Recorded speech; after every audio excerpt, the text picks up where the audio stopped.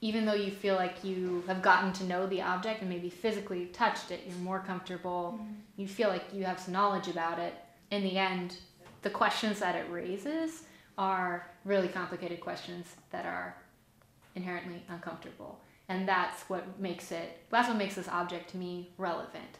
Like, but you can't know the relevance and that aspect of it and how it might be important today, even to say Wisconsin history, or just to race in America, or all these different things, the hierarchy of, folk art versus high-end objects, until you've kind of gone through those processes. So think about this as exactly what you talked about with teaching, and that the teacher is trying to get a child to think a certain way. First step, to lead children to observe with attention the objects which surround them, and then to describe with accuracy the impressions they convey, appears to be the first step in the business of education.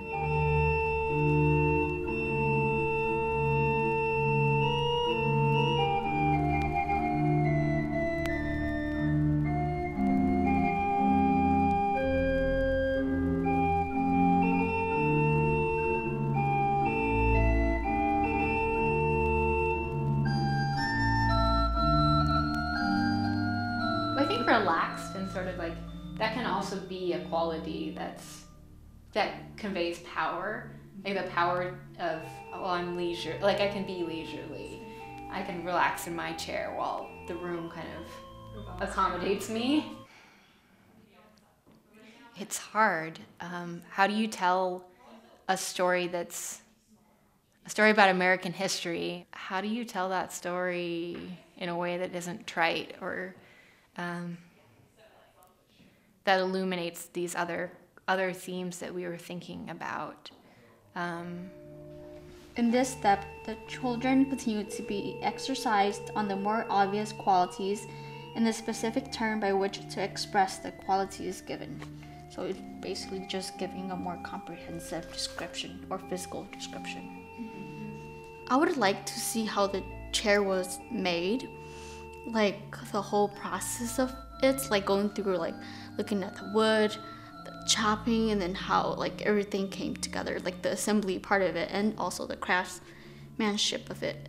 And then if we were just to film the chair by itself, like the finished piece, well, I would also like if I were to film a video of it, like also film like the elements that were not seen if you were to look at it from the front, so like from behind and under and like the rougher parts of the chair that's not usually seen.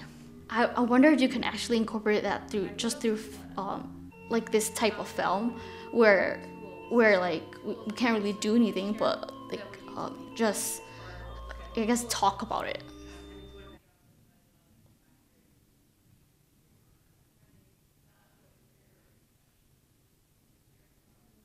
All right, so third step, introductory remarks for the direction of the teacher.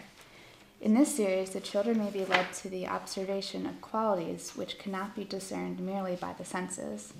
Thus, by showing them at the same time wool and woolen cloth, and questioning them as to the difference of the two, they will readily conceive the ideas of natural and artificial.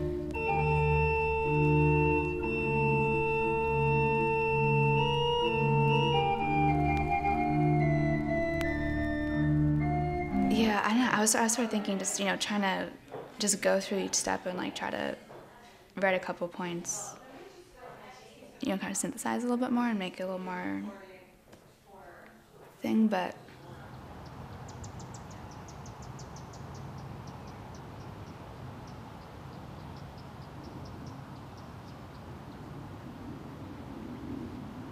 you start out getting comfortable with this weird looking object. You get comfortable with it. You start to get to know it. And then the conclusion that we arrived at was a really uncomfortable conclusion. Fourth step. The chief aim proposed in this step is to exercise the children in composing, arranging, and classifying objects and in tracing analogies, thus developing a higher faculty than that of simply observing their qualities. The complex operation of connecting things by their points of resemblance, and at the same time of distinguishing them individually by their points of dissimilarity, prepares for one of the highest exercises of our reason. Yet it may be carried on in children at a much earlier period than is usually imagined, if they are trained to arrange their ideas. With this view, the spices, liquids, and metals have been chosen as forming a connected series of objects. Here's the last.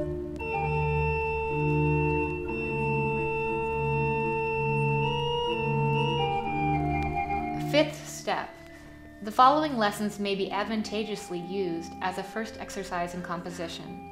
The objects should be presented to the children, and they should continue, as before, to make their own observations upon it. Questions should then be addressed to them, calculated to elicit their knowledge of its natural history, manufacture, or composition, and further particulars should afterward be communicated by the teacher to render their information more complete.